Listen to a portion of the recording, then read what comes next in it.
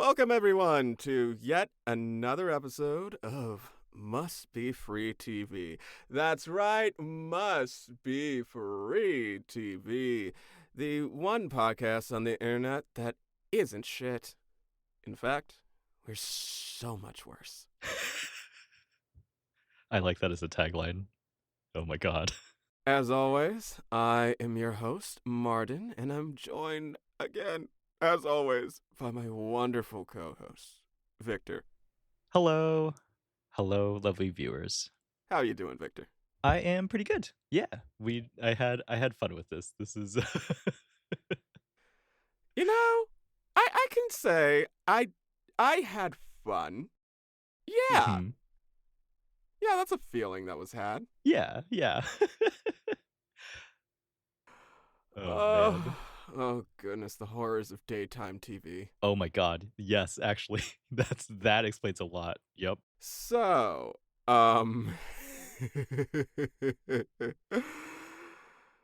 this episode we watched a very special show. What did we watch, Victor? We watched an episode of Dark Shadows, specifically season 3, episode 18, only called episode 308, I think.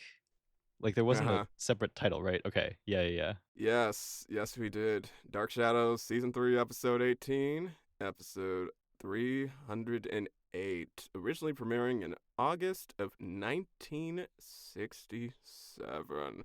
Nice. So, before I go into my little list of fun facts, Victor, did you know this show existed before I brought it to your attention?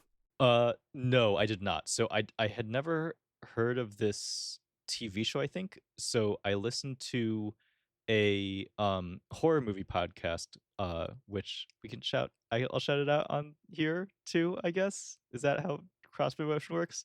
I don't know. Sure. Called uh Random Number Generator Horror Podcast number 9, which is a lot of fun. And I think they reviewed the Dark Shadows movie. Where basically they randomly choose horror movies to watch and talk about. But I think they got the movie, which was very like, I think it was it where it's like sort of like like soap opera history vibes, which I think was the movie of this. But I'm not 100% sure, but that's my only exposure to this. So other than that, I had not heard of this before. But um Martin, what is your exposure to this show in the past? Well, actually, first, the movie that you're talking about, is that the one with Johnny Depp? Yes, it is. Okay, Yes. yeah. So that movie was based on this show, and from Okay. my understanding, actually had a couple of the actors from the original series Oh, like that's have cool. cameos. I like that. I have never seen the Johnny Depp movie. Um, it just, I guess it just didn't appeal to me at the time, which is Okay. weird because I do love the Addams Family, and from Mm, afar it seemed kind of like that. right. But yeah, just didn't give it a chance. Hmm. Um, yeah, prior to being made aware of this by my voiceover coach, shout out Tim Powers for imposing trauma on me in such a Good. very interesting way. Um, I had no idea that this show existed. I was not really ever like a huge consumer of daytime TV. Okay. Um, a large part of that is just out of I was just not able to watch it. I was at Mm, school. hmm. So whenever all the daytime soaps were on and Hmm. stuff like The View and Uh, the Chew and Days of Our the Lives, is that the one that? Talk, Days of Our Lives, All My Children, all Yeah, that yeah, shit. yeah, yeah. Just didn't have a chance to watch it unless I was homesick. Right, And if I was exactly. homesick, I was there to watch Nick Jr. and The Price is Right. You're so right. Yep. Price is Right every day at noon? Noon to 1? Is that when Price is Right comes on? It's like noon or 11 a.m., Okay. something Yeah, like yeah, that. yeah. But yeah, that's what I was there for if I was homesick. I wasn't trying to catch up on the evil twin of the bad sister who had a miscarriage, but she actually had a miscarriage with her own mother. Hmm. I I wasn't about assume this is that. what happens. Yeah. Yeah, I assume. Soap opera plots, they're plots in name only, and Mm-hmm. I love that for them. Mm-hmm. They're just doing what they want, They're doing whatever their heart desires. Exactly. Just because you're set in Milwaukee doesn't mean you have to play by the rules of reality. Wasn't it wasn't I'm thinking now about the episode of oh, what was the other soap we watched? Dynasty. Dynasty, yes, where they're like Denver, the crown jewel of the West or something, right? It was Denver or some city, right? I don't remember which one. Yeah, just some shit in Denver. If you can make it in Denver, then you're actually somebody. Yeah. Not to dunk on Denver more than you think it deserves. Which, you know what? Go off, Denver. I didn't know it was like that. Right, right. Oh god. Yes. Unconstrained by reality. Why do that? Why constrain yourself by reality? Mm, Just because you're a housewife doesn't mean you're also not an interdimensional traveler. Come on. true. True. Getting back to Dark Shadows. Um, Dark Shadows was a show that ran on daytime TV from 1966 through 1971. From what I could find, they had an episode coming out 6 days a week, Holy hell. Sunday through Friday, Oh my god. which, with that kind of schedule, it kind of explains a lot of the let's say rushed nature of Yeah. some of these scenes, Yeah. the lack of retakes, Polish the retakes. um the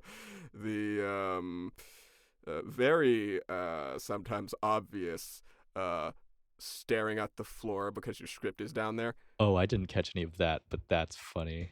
I'm sure that was there. Oh, I saw that all the time, Oh my and it's god. hilarious. Understandable. You probably had, like, what, 2 hours to memorize your lines? I Mhm. get it. But damn, like, maybe don't always put it on the floor. That's all I'm saying. Right. Isn't there a thing where you, like, tape it to other actors that you're talking to or something like that? Yes, allegedly, this happened in an episode where the script was taped to another actor who actor number two was talking to, and apparently there is a shot where you can see the script attached to person A. Oh, that's even worse. Oh my god. That is incredible. That's really like they had no time to edit this out or anything. Or like Absolutely not. Or anything. maybe they did and they just thought it was part of the charm. Right. They just chose not to. Oh my god. So, Victor, for a show that ran for 5 years and showed on TV 6 days a week, Hmm. how many episodes do you think it had? So just doing the math, that is um what? That's like 300 episodes a year. Oh my god. Which is about um what did you say, over 6 years? Is that like 1,800 episodes or some? That's wild. Is what is the real number there? So not quite. Okay. There are 1,225 episodes. So many. Oh my god. Yeah, and there were apparently some days that had 3 episodes premiere on the same day. Why? Oh no. Is Oh this like a yeah, special block where it's like, all right, this week we get to shoot an hour and a half of show? I guess maybe it was like it. Maybe it was like a special event, and they wanted to Mm, just go through all the episodes of that particular plot. I see. I Um, see. but I mean, the next episode God. would have come on the next day, so it's not like you had a long wait. Right, right. Damn. But contrary to what you might think, based on the time slot that this show had, it actually had a very large teen audience, which Hmm. isn't that shocking because Dark Shadows was very different from its contemporaries. Um, when you think of daytime television, you're probably thinking about things like your usual soap operas, like All My Children. What's that one with the world? Um, the world. Like in the opening? It's like All My Children and like something about. Fuck, y'all know what I mean. I don't know. Soap operas. um, a lot of those soap operas have very similar settings. They are either in a very like suburban domestic setting, much like a lot of the housewives that would be watching it and the show was targeted to, Mhm. or they would be set in very wealthy neighborhoods to give the audience like a taste of this basically fantasy life that most people would never get to experience. Mm. But Dark Shadows, on the other hand, had this gothic setting with supernatural elements, which just wasn't happening. Mhm. Um, it also kind of led the way in like showcasing these. Eventually, we didn't really get any monsters or creatures in this episode, but it kind of helped lead the way in showcasing monsters that were typically shown as, you know, kind of pretty flat villain characters usually, as these multi-dimensional, more nuanced characters, Mm. which is really neat. Mhm. So when the show started, it always had that you know, gothic setting, but as the series went on throughout the first year, more supernatural elements started to show up. To eventually we start getting ghosts, werewolves, zombies, Amazing. witches, time travel, and even parallel universes. Good. Good. So yeah, that helps it make more sense to me why teens were more attracted to this than your typical daytime TV fare. Mm. 'Cause it's, like, fun and monsters and, like, there's, like is this what started all of, like, the do we have this I'm curious about dates now, but I feel like maybe this is, like, things like the True Blood, um, Yeah. books and things like I mean, eventually leading to things like Twilight, right? But, like, Interview with the Vampire? I've never read that, but, like, I have read some of the True Blood books, and I can definitely see, like, kinda like, yeah, like, the vampires are just people too, but, like, they're vampires and so dangerous, but also sexy. I assume this is what True Blood is like. I've never actually seen any of it, but Uh-huh. Sure you haven't. I read the books. I read the first 2 True Blood, like, inspired books. Victor, you don't have to lie. Like, I'm not gonna sit here and shame you for watching and enjoying True Blood. See, but the thing you should shame me for is watching and enjoying, Being Human, but not the British Being Human, the Oh my US one god. on that what's that channel that Sci-fi? does no, it's not sci-fi, right? It's like that other Or channel that does, Syfy? like sorry again? Syfy? Syfy? SYFY? No, it's like what is that network that does, like, everything is CW, it's a CW show. Oh my god. But that one also has a vampire who's haunted by the monster he has become, but in just the most pulpy garbage way. Um, I love that show. They never catch a break, and the plots are so dramatic. It's wild. But it eventually Okay. led there from here, Dark Shadows. Yeah, I guess we have Dark Shadows to blame for the CW. Great. Okay, so heading into our intro, we have Dr. Hoffman, who we have not met yet, but I'm assuming we've met in previous episodes, uh, does the narration while we're looking at a mansion slash manor. I think that's David's house. Um, Okay.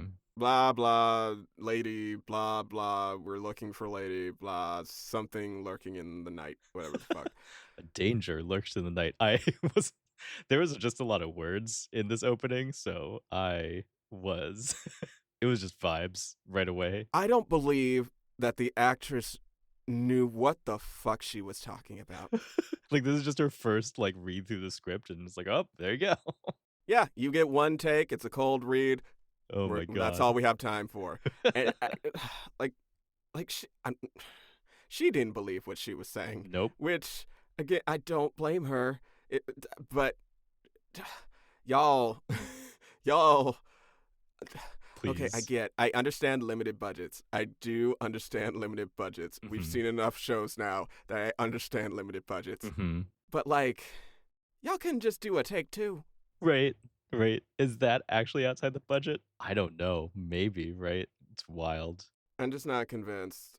But yeah, that was our introduction, which was not the title sequence, apparently. Mhm. Um, Screen cuts to an art room in some kind of house where a lady is dusting a statue. This turns out to be Maggie. And an old dude is painting a painting. This is Sam. Maggie looks out the window. Oh my God, Joe is coming. And they let Joe in. I'm gonna guess that Joe is supposed to be our hunky man of the series. I think so. I think so. That's the sell I got at least too. Yeah. Like, he has kind of the face shape of someone who. I'm not gonna say that. That's very mean. Skip that. He has very like protagonist energy where it's like I'm going to do all the things and go talk to everybody kind of thing. See, that's what I was basically going to say. Yeah, yeah. But like, it. What the way I was gonna say it would have probably started a fight. Mhm. That's why you're here, Victor. You know Exactly. how to put things Without starting so fights. well and so gently in a way Thank that I you. simply cannot and refuse to. I thank you. I do my best. Oh my god. So Joe comes in. He says that he has spoken to the sheriff. The sheriff knows nothing. Now, because this is the first and only episode we have watched, I don't know why he went to the sheriff yet. But the sheriff knows nothing. That no good, dumbass sheriff. Mhm. And Maggie agrees with me because she says he's always checking, always investigating, and he never comes up with anything. Like damn. Is she wrong? Right. No, probably not. Nope. She then follows up with, we've all seen her. She's got to be around here somewhere. Who is her? We Oh don't my know yet. gosh. Who is her? We don't know yet. Mhm. But she has seemingly disappeared into thin air. Ooh. Ooh. And I do that because that's the actual music that they played Yes. right after she said that. Yes. Oh my god. Like, this is somehow giving low budget Scooby Doo. Yes. Yes. It like with the sound effects are very like spoopy, right? Where it's like Yes. ooh, like ominous organ music, like alien music. It's a little silly, but it's a lot of fun. I feel like I wonder if this is like where some of this like or like maybe this was the tropes from like maybe like horror movies or something like that, just like but Yeah. now in daytime TV. So like yeah. Yeah, it has a novelty. Yeah. Like, is the show good? No. No. But it has so many things that just weren't in daytime TV before. Or if they were more like short-lived shit that I guess just didn't last at the time. Mhm. So, if anything, props for trying this. Yes, absolutely. That's all I'm going to give you. Now we cut to the actual title sequence where we see waves crashing on rocks Mhm. and title effects that would give iMovie secondhand shame. iMovie. Yes. Yes. That is what it is. Because they just really had that title skewing and stretching for like a Mhm. good 10 seconds with, again, some more Scooby-Doo library music Mhm. playing over it. Yes. And I guess that was to get us in the mood. Yes. I also like how the D and S of Dark Shadows are in like fake like gothic calligraphy style, Uh-huh. which is very fun. I definitely like that. That was Tumblr Gothic font. Yes. Yes. Very very spoopy again. That was the font of someone whose idea of goth is Sam from Danny Phantom, and Oh that's the only no. context they have. Oh god. But not to dig into them too deep. We cut back from our title sequence back to the art room. The old man, or sorry, Sam, says that it sounds like she disappeared into thin air. But Joe thinks there's a reasonable explanation for all of this. Now, that suggests to me that they actually have not encountered supernatural stuff yet that was actually supernatural. Yeah, I think so. They're like, there's got to be a logical explanation for this, but it's like, no, this is a show about spooky stuff. But Nigga, if y'all have run into vampires right, and witches and time travel, right, the fuck is a ghost to you? right, right. Okay. God. See, I wasn't sure. Well, okay, we'll get into that, but I wasn't sure what the supernaturalness was here. Um, but because I had remembered that like part of the Dark Shadows movie had vampires in it, so I just thought everybody was a vampire in this, and that was the Oh. only supernatural phenomenon to be encountered. But I think that is not, in fact, the case. No, I don't think everyone's a vampire in this, though we do get hints that one of the characters who we don't meet is a vampire Yes. later on. But we'll get there. So Joe really thinks there's some kind of reasonable explanation for all of this. Again, very Scooby Doo. Mm-hmm. He says that the sheriffs and him are working very methodically. They're checking some lists from the Board of Education, and they are looking for the name Sarah, which is apparently the name that this girl that they're looking for seems to go by. Um, and they're looking in the list from the Board of Education because Sarah is apparently not a very popular name in this town, That was confusing. which, I mean, I kind of get it. If you have a girl named Maggie here, like the more common name is probably Mm. going to be something like Betty Pete. Oh, sure, sure. I feel like that was a Like, statement that maybe didn't age into like the eras when we grew up well, because I feel like every I was in classes that had like easily 3 Sarahs, so right, that was right, confusing. right. But maybe that's more of a city name. I Mm. don't know. Mm-hmm. Maybe in the old country, everyone's more of Margaret. like a Betsy Doodle or Yeah. some shit. Yeah, yeah, yeah. Like something that they would put in a parody of Little House on the Prairie. True. Does that still work if the men's names are like Joe and Sam, though? Unclear. Oh, of course not, but we're sexist. True, true, true. There we go. Mm-hmm. So, Sam doesn't think Sarah is actually this little girl's real name. Now, he doesn't provide any justification for this theory, Nope. and when pressed on why or what to do next, he just says he has no idea what to do. So, why was this line left in? Are these just abandoned ideas in the writer's room? Is this just like throw it into the script? See, okay. I'm of two minds. This could either be bad script writing, Okay. or a lot of this was just improvised by the actors. Oh Because my I've god. also got a huge sense of that. So what if you watch this episode, you'll notice a lot of stuttering, a lot of uhs, a lot of ums. You know, and when you're acting, like inserting those uhs and ums can help the speech feel more natural because that's how humans talk. Mm. But when I was hearing them, it didn't seem in character or intentional. It really did sound like, God fucking damn it, what's my line? Like I have to improvise from here. Oh hell, all right. Like that was one sign. The other sign is you'll also hear them repeating themselves a lot. And Mm. that usually happens as kind of like a filler when you're trying to get to your next thought. Oh my But you god. also want to, not just have a bunch of dead air. There were just a Yeah. lot of signs to me that like a lot of this stuff was improvised. Maybe in huge part because they didn't have time to memorize lines. Mm.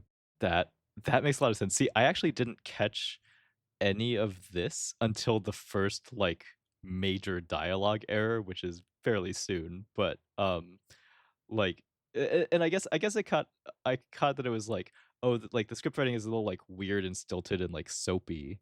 Hmm. But I didn't catch any of like the little like tells that it's like, oh, this is the only take they got, and with like 2 hours to learn their lines, so they're just chugging through it. And maybe that's a thing where like, and this isn't meant to be like a brag or anything, but Hmm. it could be one of those things where like if you are an actor or someone who like studies acting or pays attention to Yeah. acting, a lot of this stuff is much more obvious. Yeah.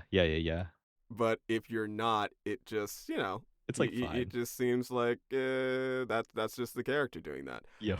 Yeah. I don't know. Maybe that's the case because that I I've noticed that I start noticing things like this a Hmm. lot more. And like, oh God, has everything just been terrible all the time and I just didn't know? Maybe, right? Like, oh god. Because a similar thing happened with me when I got into software engineering. Oh I no. started to notice, like, just like when, like, things are like, like maybe like an app before I wouldn't have noticed, or Hmm. like little glitches, like, yeah, that wouldn't matter to me before, but now that I work on it, I am just hyper aware of Hmm. all of this shit. I became much more aware of things like frame rate Oh and god. shit, and it's so painful. I Uh-huh. wish I could be ignorant to that shit again. No longer. Your eyes have been opened forever. Simply No, simply ripped I away have the veil of seen through the ignorance. veil. Yes, good. Oh, it's a pain. God. Um, but yeah. So Sam has no idea what to fucking do. Maggie says that the last person to be in contact with Sarah was David, who turns out to be a little boy that we'll meet later. But Joe isn't sure there's even a point of talking to David because David doesn't know when he's going to meet her or if he's going to meet her. And Sam says that David's just a stupid kid. You can't believe what he says, which I need adults to start listening to children. Right. Like, cuz Just y'all really be like, he seems like sorry, a go very ahead. nice kid. Like he doesn't seem like a bad kid or like a kid who would lie. Like, I don't know. Like, y'all all clearly have met Sarah. Right. Y'all seem to have an agreement that Sarah is real. Mhm. And we also know that she apparently regularly meets with David. Right. So why Why not is believe David? Right. Why is there skepticism? Unclear. No reason. This feels like we're being skeptical just to be skeptical. Yes. Yes. And Maggie seems to agree because she says, we can't be fucking picky. We need to trust everybody. Mhm. Which, I, no, Mm. Maggie, no, No. no, not everybody. Because apparently you got kidnapped and Right. were presumed to be dead. So, Right. no, let's not believe everybody, Oh my but let's god. maybe believe these nice people that we actually know, like this small child, David, who we know Sarah seems to spend a lot of time with. Mhm. Oh my god. So this was actually the first time I noticed. Well, no, I take that back. This is the first time I called out in my notes how much these actors seem to be improvising in a way that just not in a way that seemed to be really playing off the script, but Mm. to be like making up for the script. I see. Okay. Because again, I was noticing like they were tripping up on their words just a little too often that it didn't seem intentional. Mm. Um, Like it's not and a character acting choice. It's just a trip. yeah, we were starting to already get a lot of repetition where it didn't make sense. Like, you just asked that. Why did you ask that again? Mm. Oh, because you're trying to think of the next thing, but you're trying to just say something that kind of makes sense. And what you already said maybe makes sense, but it doesn't. They're trying. They're trying their best. They But are. this is also the first time that I noticed Joe staring down at the floor just a little too long. And immediately I knew, oh, his script is down there. Oh my god. That is very funny. Oh, God. And I'm pretty sure Sam was doing the same shit because he was also looking down just a little too long. You know what? That makes a lot of sense. But Sam kind of sort of comes around and says, you know, it's worth trying. It's worth anything. What? Sure. It's worth trying. It's worth anything. It's worth anything. What does that mean? These are just words at this point. Like, That's damn. what I'm saying. That's what I'm saying. They're just trying to fill in the gaps. Wild. Because, like, I think because the emotion is like sort of desperate father, I guess, right? But like, Yeah. you don't have a script, so you're just saying stuff. Good on you. Good on you. But Sam doesn't just want to leave Maggie alone because, they just found her after she'd been kidnapped. Mm-hmm. But Joe says that, hey, the sheriff's people are still guarding the house. And also Vicky's coming over. Who's Vicky? I don't fucking know. But she must be a bad bitch because she's like, she'll protect me from the ghosts. Mm-hmm. So go ahead, Vicky. Right. I think there's something a little to be said for the writing here because like I have coming in with like no context of like what is happening. And this is like maybe like a very low bar, but it's like now I know some character names. I know what is happening. Or so I don't know what is happening, but like I know some plot lines like Maggie was kidnapped. They're investigating Mystery Sarah and they're gonna go talk to David. So like I think this does a nice job of like like the comic book thing where you can like every episode might be someone's first and you jump into it and you're like what is happening. It's like okay, like I don't have a lot to go on but I have a few like clear plot threads that we're gonna do and we're just gonna do them. So like like I think that they did a reasonable job at that, at least. Well, to Well, not be fair, they never mentioned, at least up to this point, that Maggie was kidnapped. All we know is only that these once. people are looking for someone named Sarah. Yes, correct. Just one mention in the episode. Oh my god. One mention, like halfway in. Mm-hmm. So Joe and Sam leave, and we cut to a new house. Actually, no, this is the house from the intro where Dr. Hoffman was narrating, where apparently some dark secrets are taking place. Yes. Ooh. We cut into the house, and we see a boy on the stairs calling for Carolyn. Or Caroline? Carolyn? I think it was Carolyn. Yeah. We're going to go with Carolyn because that's a cuter name. This boy turns out to be David, and he is trying to get Carolyn to get her ass in gear because he's worried that they're going to miss their bus to Bangor. Now, that is a stupid name, and I thought it was fake. It turns out that it's actually a real place in Maine, a state that I constantly forget exists. No offense, Maine. I'm sure you're a lovely place. See, I But know you're nothing compared to all the other states. There, I said it. Oh my god. You said it. You said it. Oh, you said it. Oh god. No, I mean, I feel like I know what Bangor is because I feel like because a lot of Stephen King books are set in the like northeast like area, Right, and I right. think so. Yeah, I think in like the Stephen King books, like a bunch of people go to Bangor all the time because it's like the big city in Maine, and like a bunch of stuff is set in these like imaginary like small town Maine kind of cities.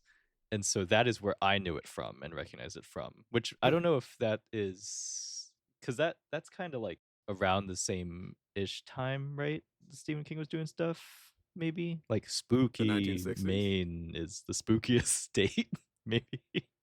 Who knows? You know what? Maybe. So Carolyn finally comes out and says, hey, little fucker, like, it's fine. We have more than enough time to get to this bus. But Carolyn mentions, hey, I'd rather get to Bangor by car. But David complains that she had promised him that they would go by bus. And David really wanted to go by bus because the bus is bumpy and takes all the back roads. Which I guess kind of gives us an idea of David's upbringing. He seems to have had my assumption that he's had a pretty, cushy upbringing. Because he says that he could go to Bangor by car whenever he wants. So that sounds like he has some kind of driver that can just take him to the city whenever he fucking wants to go. And he just wants to see, what poor people do. Huh, public transportation. Yes. How charming. Mm-hmm. Do we think, I didn't look this up, but is Carolyn like the older sister or like the aunt or somebody? My guess was older sister or maybe like stepmom. Okay. Yeah, those I have would no make clue. sense. But she does seem to be on like the younger side, and he looks to be like what, 10? 10-ish, 10, 11? Yeah, something like that. Yeah, so unless she was a teen mom, I'm gonna guess maybe older sister. Yeah, I mean, he also calls her Carolyn, right? And I feel like that would be no-go if she was his mom too. Maybe, who knows? Unless she was like a cool mom or something. Oh my god, not the cool mom. Yeah, she could be a cool mom. It's like, I want to have a great relationship with my kid, and I really think that means breaking down barriers of formality. Right. So oh my god. I tell all my kids to just call me Carolyn because I'm just their friend. They're the cool. Yep. Not like other moms. Oh god. Yeah. I'm their friend who, pushed them out of my cooch. Hate that so much. Well, what, Victor? You have a problem with a woman being friendly with people that she pushed out of her cooch chute? Really? No, I never said that. Oh, It God. sounds like you do. It sounds like I did. Anyway, dear Lord. Victor hates vaginas. Confirmed. Oh my God. I don't. There's no sound clip that I can say that will make any of this better. Absolutely not. That's why I put you here.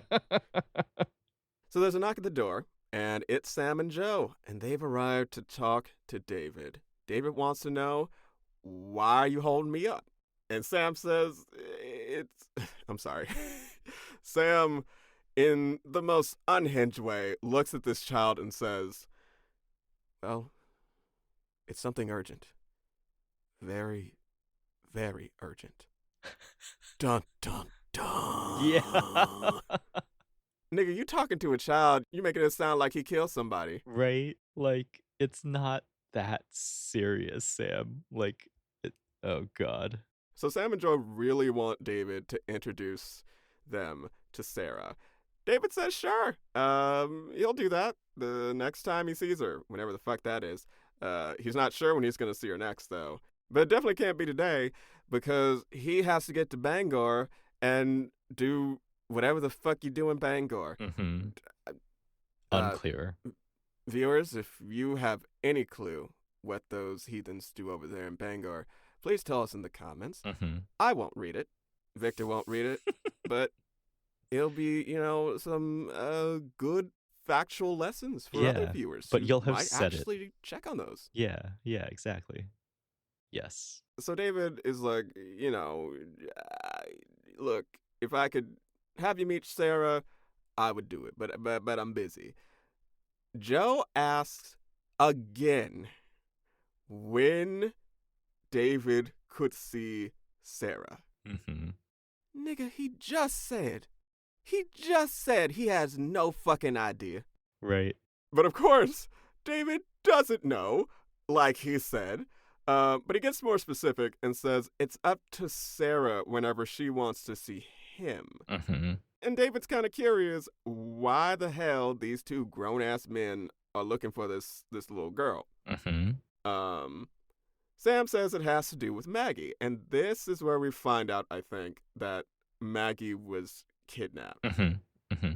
And they are looking for Sarah because Sarah knows Maggie. David admits that Sarah told him all about Maggie. And then Sam gets fucking creepy. I don't know if you were looking at his face the way I was, but the way that he was looking at this child, like, oh no. You know things? Okay, uh-huh. You know things. Hate that. Did not like it. Did not like it at all. Was this like make a interested face, but like overact it? I think that was the intent. Did he meet the challenge? No. Not at all. That seems to be par for the course for this show, so I won't fault him too much for that. Mm-hmm. I don't think it's his fault. I don't know what kind of direction this show had. It Yeah. seems like none. Yeah. It seems like the actors were just put in front of the camera. They said, action, and the actors did their absolute best. Yep. After 300 episodes of this, which, like, 300. oh my god. Yeah. So David reveals that Sarah told him about how Maggie was alive when no one else believed it. Mm-hmm. And Sarah also told Sam where to find Maggie. Mm-hmm. So so Sam has had direct contact with Sarah. Mm-hmm. We know that. Sam and Joe really want to know how Sarah knew what she knew about Maggie and where Maggie was and who kept her prisoner. So, you might have just heard me say they wanted to know where Maggie was. You might have also just heard me say that Sarah told Sam where to find Maggie. So, I missed that.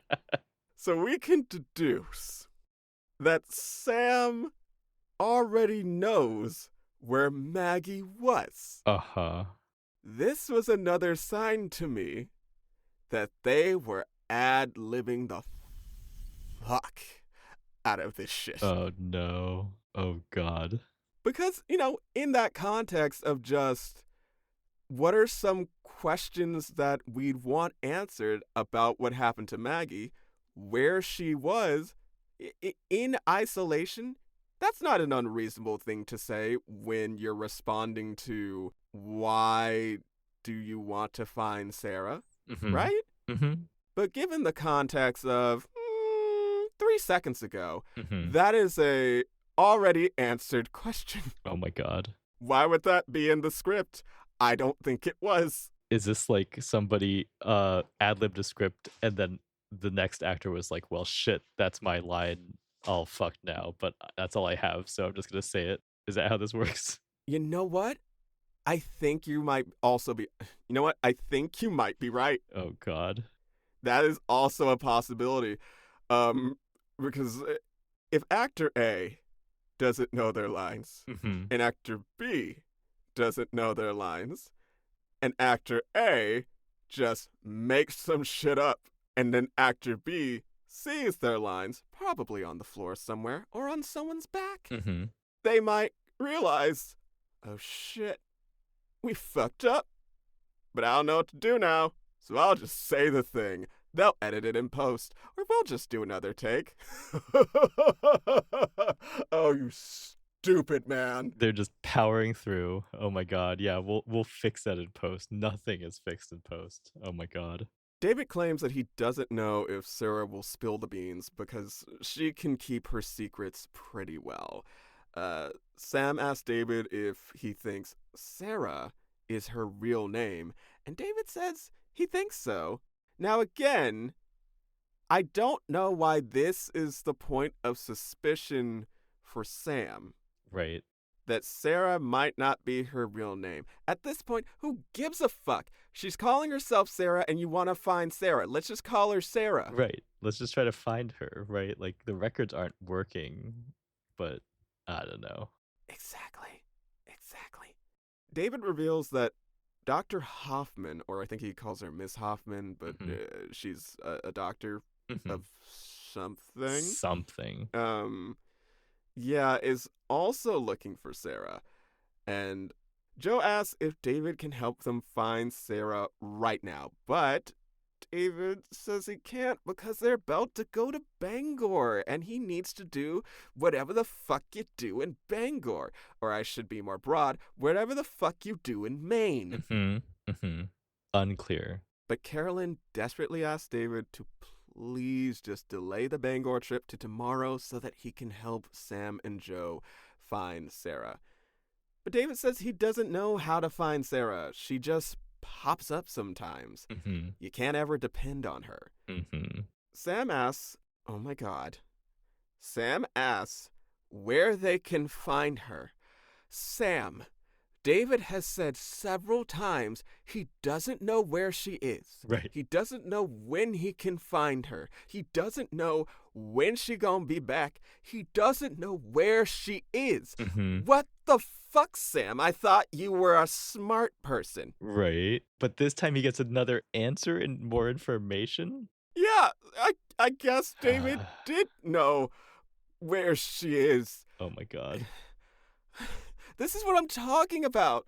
This is what I'm talking about. Either the script is bad or they are just going off vibes, and the vibes aren't enough.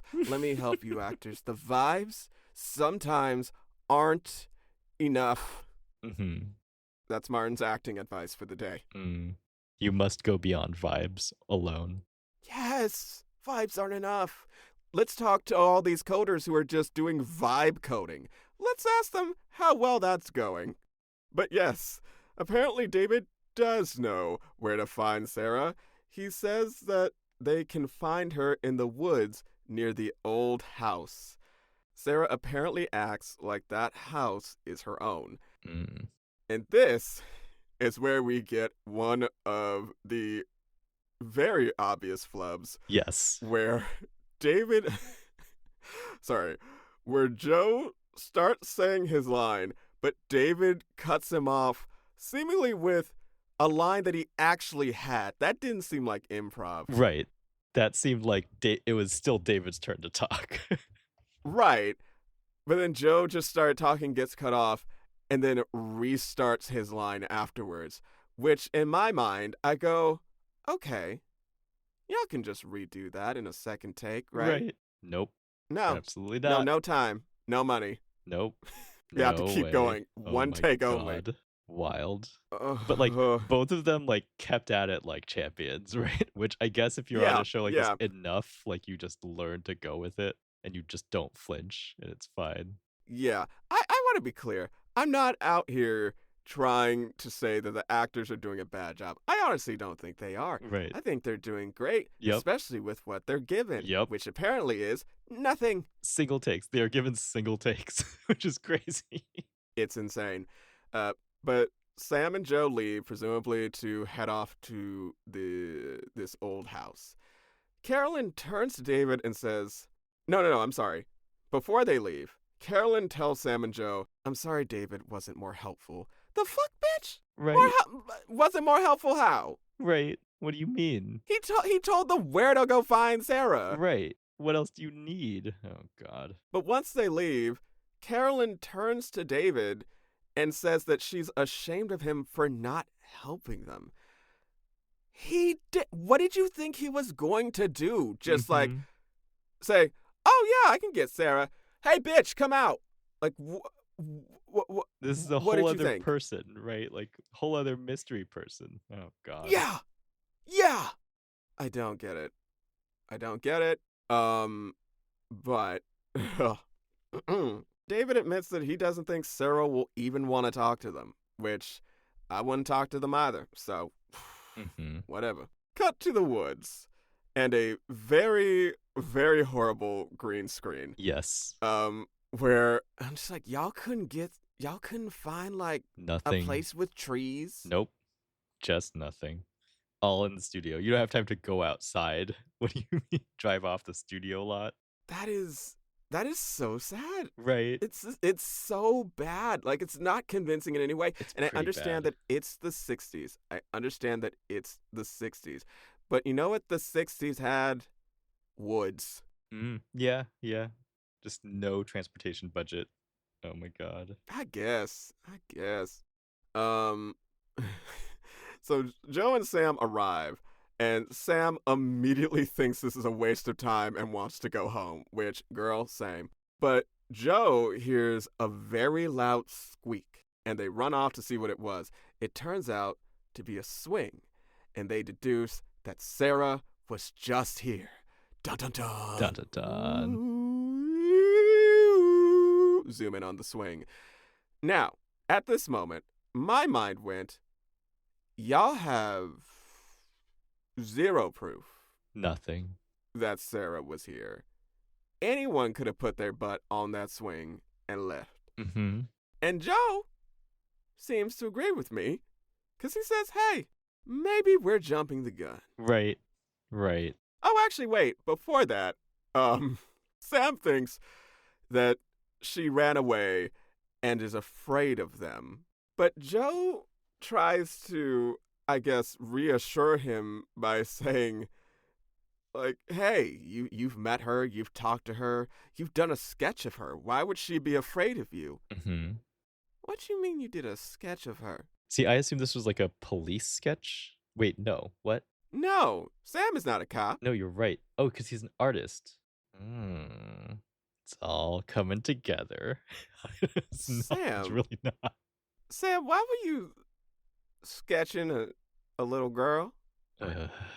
Unclear. And Joe, why do you think that him sketching this child would make her not afraid of him? That seems like predator behavior. Mm-hmm. But yeah, Joe thinks that maybe we're jumping the gun. How do they know it was Sarah? Yeah, that's my question. Mm-hmm. And Sam says, who else would be playing out here? Not an answer. I don't know. A child Uh-huh. who likes to use the fucking swing. Also, y'all seem to know that there's another house out here. Right. How do you know someone from that house wasn't using the swing? And in response, Joe says, I don't know, it could have been the wind for all I know. Y'all couldn't just do another take. Absolutely not. No. It could have been the wood. It could have been the wood. The wood. Yeah, it could have been my that. wood hard dick. All right, I'm cutting that out too. I will be cutting that out too. It's fine. It could have been the wood? Is that really? I missed that entirely. Oh yeah, he said it could have been the wood. Wind. I just missed that. Oh god. You gotta just roll with it, right? If you only get one take. I guess you could maybe argue that it makes them feel more human that they're messing up words, but No. God damn it, this is a TV show. Right. This is a scripted TV show. Yeah, exactly. Like, and it already feels so scripted in so many other ways that no. Sam once again wants to give up and go home. Again, same girl. Joe suggests going over to the house, which I don't know if they're still talking about the old house or if they're talking about a different house. But whatever house they're talking about is the house of Barnabas Collins. Sam agrees to go, but before they leave, Joe pushes the swing for some reason. He sure does. Which I guess we're supposed to read as ominous? Or like kind of skeptic, cute, fun, something. I don't know. Sure. Yeah. Cut to Barnabas's house. Joe and Sam knock on the door. Someone points out that Barnabas is never around in the daytime. Spoiler. He is a vampire. And if the Wikipedia is anything to go by, becomes the main character of the series. Yes. I'm going to assume that Barnabas is the character that Johnny Depp was playing in the movie. That sounds right. Where it's like the vampire who was alive back in the old days and then has a haunted past or something and now has to live in modern life. Yeah. Sure. Once again, Sam is quick to give up and is about to leave, which really makes it seem like Sam doesn't care this much about finding out what happened to Maggie, right? Even though he claims that he cares deeply. Right. And he's just like kind of upset all the time about this and like stomping around and making lots of noise. But like he isn't really getting anywhere a lot of the time. I guess maybe. Or maybe that was really just the actor saying he wanted to go home. Unclear. But before Sam can get too far, Dr. Hoffman opens the door. The doctor claims that Barnabas and someone named Willie Loomis are both out and not at home. But Sam is suspicious of the doctor being there because that ain't her house. Hmm. But the doc claims that Barnabas gave her permission to use his library and that it helps her keep her disguise as a historian. Hmm. At first, I thought she was being playful, but then Sam says that he's happy that she can keep up her disguises. Right. So he knows that she's not actually a doctor?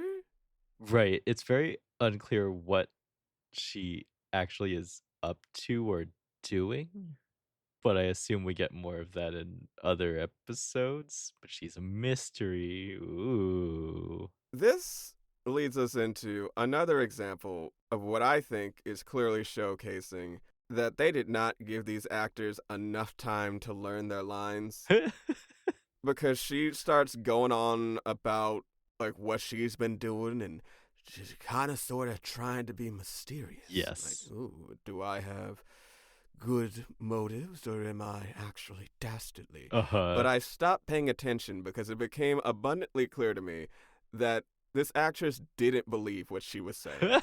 Probably because she didn't understand what she was saying, Mm. because she probably didn't see any of these lines until 5 minutes before the camera started rolling. Yes. Oh God. She's just cold reading all of this. It's it's fascinating. It's fascinating. Sam thinks all of this is Sam Sam thinks all of this is hopeless. Like, do you want to find out what happened to your daughter or not? Right. He's just saying stuff and yelling at people. But he also thinks that the doctor has a lead. She says she doesn't, but Sam says, "You know what, doctor? I've just decided that I don't believe you." Dun, dun, Dun dun dun. dun. So Cut to like commercial. yes. The commercial cuts in this show are so funny because you cut back to exactly the same scene, like just a continuation of it. And like I don't know if this was like a thing you would do in soap operas, but it's like so weird to me that you don't cut to commercial onto a different scene that is like the next part of the story, that you just like cut back to the same scene. Um Right, like you wouldn't cut at an actual cliffhanger. Right. You cut it just in the middle of a random conversation, like almost every time. Like you cut in the middle of like them talking to David randomly too, which is bizarre to me. But hey, maybe the pacing is like that on purpose. You are giving these people so much credit. Like what else? Like I guess you cut to commercial anytime you make a dramatic like noise, I guess that's when you cut. Unclear. We come back from commercial break, and because we come back, I guess, right after Sam said that he doesn't believe her, Right. Doc responds with, "I should be angry and insulted, but I'm curious why you don't believe me." Sam says that he thinks she spends too much time in Collinswood, which I'm guessing is the main setting. Yeah. Yeah, she spends too much time in Collinswood and Barnabas's house. Goodness. And that because she's doing that, she must think there's a connection between the house or Barnabas and what happened to Maggie. The doc says, "Well, anything is possible, but I have nothing to talk to you about." Okay. She's hiding very poorly that she is our villain. Mm-hmm. Love that. Why hide that you're the villain when they can't do shit? Right. She can just do whatever. This is when Sam accuses the doctor of looking for Sarah. But the doc says she wasn't looking for Sarah. She was just asking some pointless questions and got some pointless answers. Then why were you asking them, bitch? Right. Unconvincing deflection. Quote unquote deflection. Why'd you walk into the home of a child? Well, actually, I guess it's also Carolyn's house. But why'd you walk into that house just to talk to a child about pointless shit? That's insane. See, I thought, is she not staying with Carolyn and David? Or, because I don't that's why I thought she was there know. at night later. Yeah, that was weird that she was just in their house and then left. Yeah, that's why I thought she lived there, because there's no other reason for her to be in their house. You know, I'm making assumptions based on normal writing assumptions, which, maybe those don't apply. Maybe she's just in their house sometimes, you know? Sure. Uh, the doctor wants to know why Sam and Joe came to see Barnabas, and they said they want to find out if Barnabas knows Sarah. But the doc says that she already asked him and he knows nothing. Okay, so then you're asking even more people about Sarah. Mhm. So you do care. So these aren't pointless. Why are you so bad at this?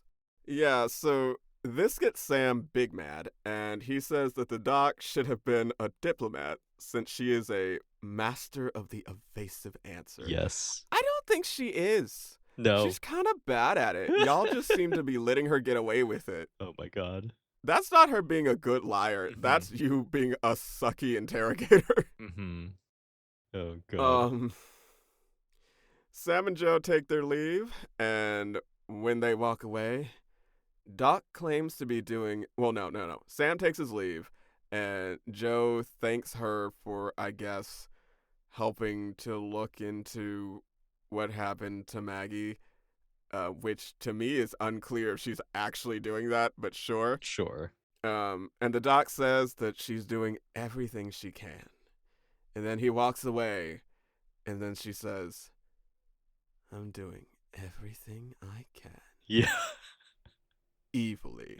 Yes. There is no other word. It's just evilly. Which I'm just like, Joe is definitely still in earshot. Like, what was that? Nothing. Nothing. Exactly. Oh god. Oh, goodness. See, okay, like I although I am kind of happy that this hit me over the head with it, because like I was not sure how to read Dr. Hoffman before this, right? So it's like she's definitely kind of shady, but like maybe she's like a third faction, you know? Now it's like very clear, it's like I'm doing everything I can. And she has like this grin on her face, and it's like, okay, fine. I did need this to be hit over my head. But yes. Sure. I guess.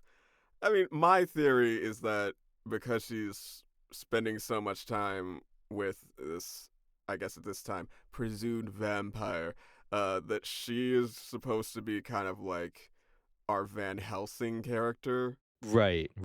and is Yeah. probably, I don't know, the antagonistic towards the vampires and the ghosts and the other Mhm. supernatural things.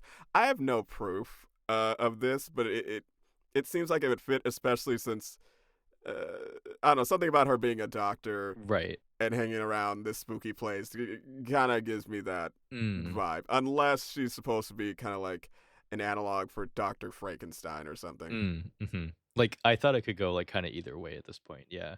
Now it's nighttime at David's house. Carolyn and David arrive back. They had a great time over in Bangor, Bangalinga, Mhm. Bangsburg.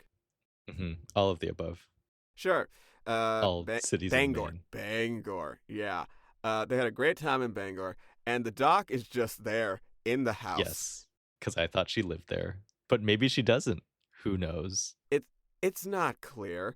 Um, David runs off to go make himself a peanut butter and jelly sandwich, and Carolyn asks the doctor why she's so interested in Sarah.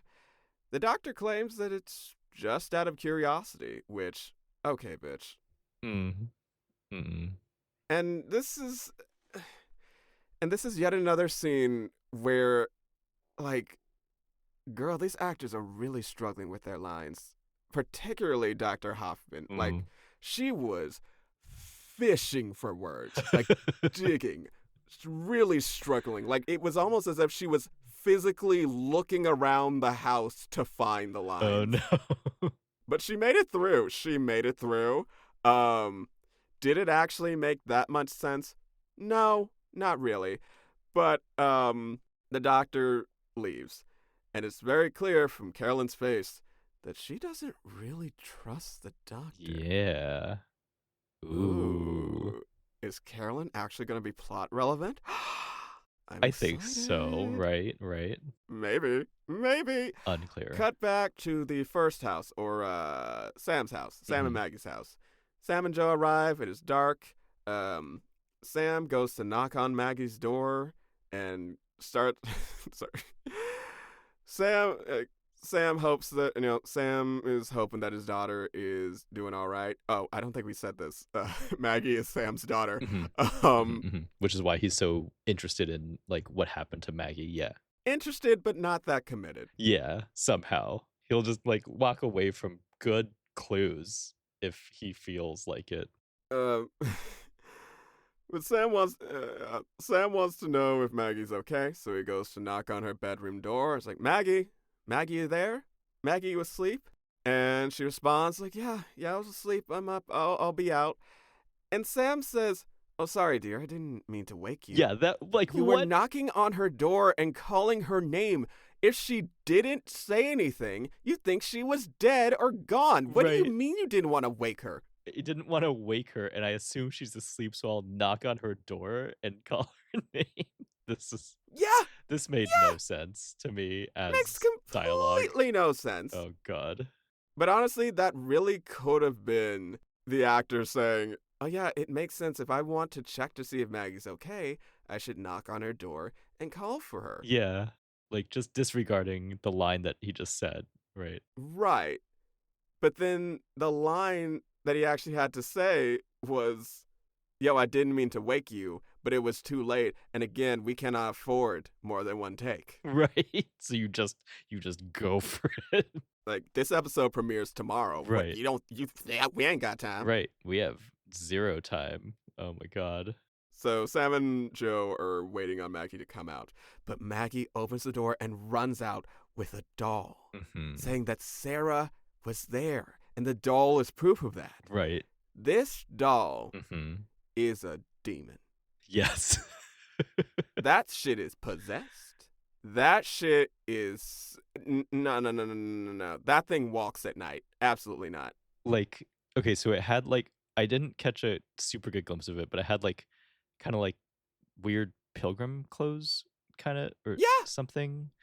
And Well, then I don't know if they were pilgrim clothes. Okay. They were very Holly Hobby-ish, if you know what that is. I don't. Is that like old style kind of like? Yeah, it's Holly Hobby is this doll character who kind of Little House on the Prairie clothes. Okay, that's it. Yeah. Yeah, I mean modern day Holly Hobby, because it's one of those franchises that keeps getting rebooted. Okay. But modern day Holly Hobby, wears more modern clothes. But Okay.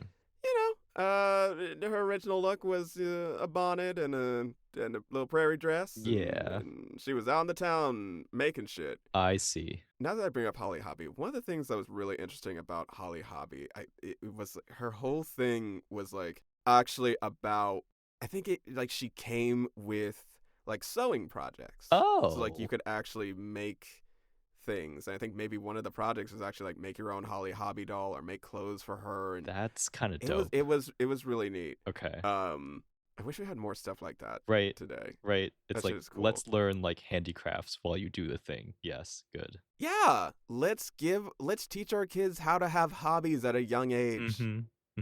Or at least just try stuff, right? Like maybe you don't like this other thing, but you might like, knitting, crocheting, embroidery, like exactly. something. Like when you're young is the time to try out a bunch of shit to figure out what you like, what you don't like, what you're good at, what you're not good at, what you're not good at, but are interested in learning to be good at. Right? Yeah. When you have the time to do that. Yes. I mean, when you're an adult, you can still do those things. Like I didn't learn to sew until I was in my like late 20s. But when you're a kid, you have less time. Exactly. So like, yeah, let's encourage our kids to try things so that they can become more well-rounded adults and not these No, I'm gonna stop. I'm gonna stop. I'm gonna stop because I was We're about to on get a real mean. rant. Yeah, we don't have time for a rant. We don't have time. Uh-uh. But yes, we have the doll that proves that Sarah made a visit, and that is the end of the episode. Dun dun dun. What did the face look like on that doll? I don't. Ooh-wee. It was it like kind of like sewn on like embroidery kind of deal? Like Victor, I don't know. you I didn't didn't stare at look it for that directly long. at the face of the doll. You minded your own business. You don't need to make eye contact Why would I make eye contact with the with the devil? demon doll. What a good No. point. And viewers, that is the end of this episode of Dark Shadows. Dun, dun, dun. And viewers, as you know, at the end of every episode, we like to ask a couple questions. These questions are never the same. Some might even say these questions don't matter. And that's what makes them fun. Mm-hmm. So, Victor, Yes. my first question to you is, how long would it take you, as Maggie's father, Mm-hmm. to give up on finding out why she was kidnapped? Why she was kidnapped, presumed dead, and Uh-huh. recovered miraculously by someone who like you have met but then vanished into thin air. Mm-hmm. How long would it take me to give up? Like Mm-hmm.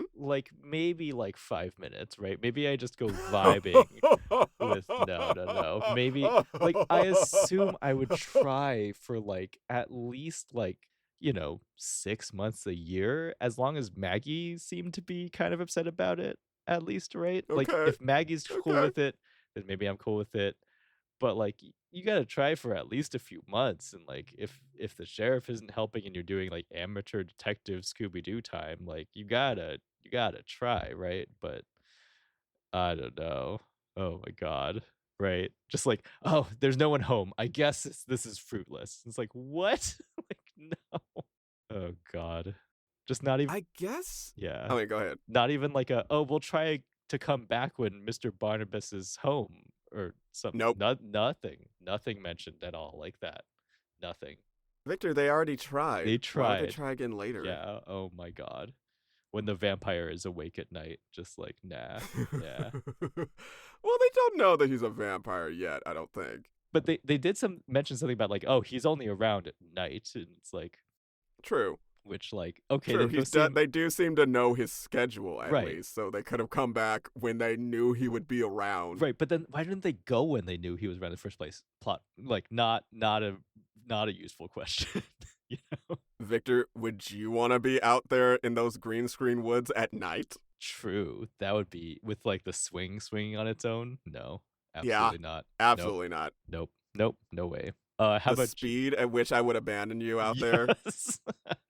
We are running in opposite directions. I just need to be faster than my friend to escape the bear. All of that. You get it. You get it. God. Uh-huh. Yes. Let's see. I think I'd give it a few months before I gave up Mhm. because I do think it's something worth answering. But really, it'd be kind of up to Maggie. Like, if she's Right. curious, because it seems like she doesn't know. Otherwise, they could just ask her. Right. But maybe they didn't because she's a woman and we assume that women are just too dumb. Unclear. Possibly. But yeah, I'd ask her like, hey, do you need some closure? Do you want to find out who did this, why it happened, or are Right. you just okay with being home? And if you are just okay with being home, we can just leave it at that. Right. We can just drop it. You seem okay now. Like, all right, that's fine. Cool beans. All right. Second question. If you were only given your lines 2 minutes before you were to get on camera, where would you hide your script? Oh, I love this. Right, because okay, so like 2 minutes before shooting to like I get the script. These scenes are maybe like 3 or 4 minutes longish, so I like barely have time to Mm-hmm. skim my lines. And like I don't really have time to like read the scene as a Mm-hmm. whole to get a sense of like who's talking and like what are we doing. Um, let's see. I think because like a lot of these shots are like pretty full, like top of head to like knee length shots on a lot of these, right? These are like pretty full body shots. I Mm-hmm. feel so that you can't really like hold it on your like pants leg or something, right? No, no. Um, oh my god, and you can't really like put it in your hand because your hands are visible at all times too. I Um, mean, like you. Well, I mean, you could if you got a bit creative. Like maybe you're holding a magazine or a ah, newspaper, yes, and your yes, lines are written on the newspaper. yes. Oh my god. Um, oh my god, I'm wondering if this is why they had a couple shots of the kid like zoomed in really far, where it's like just his head. Ooh. Um, because like I don't think we really get that for anybody else. And like it's not like a sort of any effect that I ever see where the kid is like, zoomed in on for like dramatic purposes. So I wonder if that was just Mm-hmm. for lines. Oh god. I feel like because I was gonna say like maybe you put it in like somehow on the shirt of like the other actor. Like that doesn't work either, right? Mm. Like if you could do that, then at least you're like looking in their direction, reading off their shirt, right? But like you can't do that. So I I mean, think apparently someone did do that. yeah, true. So Allegedly. yes, I'm going to say cleverly disguised like wall off to the side that's like flat for like the camera but visible to me. I'm going to say like furniture on the set is my first choice. Um every option is bad and I don't know how they quite did it and like maybe they did the floor, which is wild, but who knows. Um but I'm going to go for glued to the set somewhere. How about you? What would be your uh preferred line assistance, script assistance? So I think because of the situation that this show seemed to be in, Mhm. I think a smart move, especially since it's supposed to be pretty supernatural, Mhm. is if we just change the lore such that most of the characters are Asian vampires. Okay. You know those ones where they have like not what is that called? Like the like the paper tag thing that will have like Oh, a script written on it or a spell. yes, like the one that's like directly like over their face. Is that Yes. So, but instead of that, what we would do is we would just basically glue the script Oh, where that tag would be oh in my front of god. everyone's face. So the script is always at eye level. And to make Oh sure that you my can actually god. see, we would like, cut out holes Oh my in the god. script so you can like look through at the script in front of you. Uh-huh. But then it all makes sense in canon why everyone has paper glue to their face. Oh my And god. it just makes it even more ooky spooky because everyone's a vampire. Yes. People just temporarily become vampires for an episode or two when they have a bad day and can't get their lines. Yes, Oh we've my already god. established that eventually they get to parallel universes. Yes. Who's to say they don't go into the Asian vampire parallel universe? Yes. Oh my god.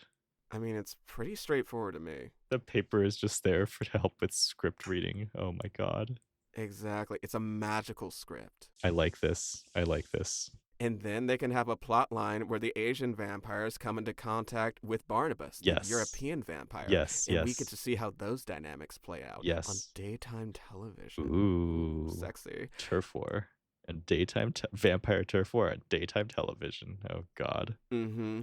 What happens when Sir Vampire meets Vampire Chan? Oh, vampire. Will their Chat. love burn as bright as the daylight that they can never see? Oh my god. Or will their passion forever be shrouded in the night? Oh my god. Under the dim light of the moon will something deeper, redder flourish, vampire coon.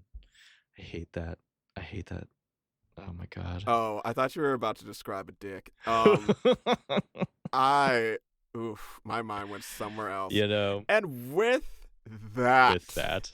that, that brings us to the end of today's episode. Thank you, viewers, for joining us on this dark, shadowy journey. Yes. And now it is time for plugs. So, if you want to find me, or, just check in to see what I'm doing, which is going to be voiceover shit, you can find me on my website at www.martinbenoit.com. That is MARD as in dog, EN, B as in boy, ENOIT.com. Or you can check out some social media shit on Twitter at Mardenigma. That is MARDENIGMA. Same username on Blue Sky. And if you want to see, I don't know, my account on Instagram, I don't really use it for anything.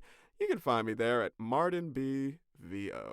And am I forgetting something?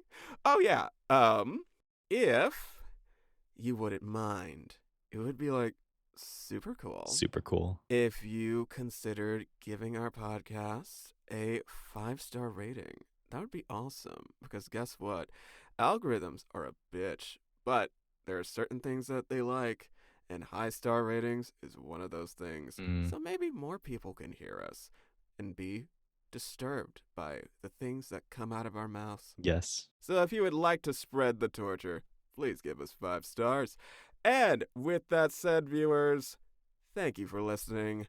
Have a lovely whenever day, weekend, middle of the week it is for you. KK, bye. Bye.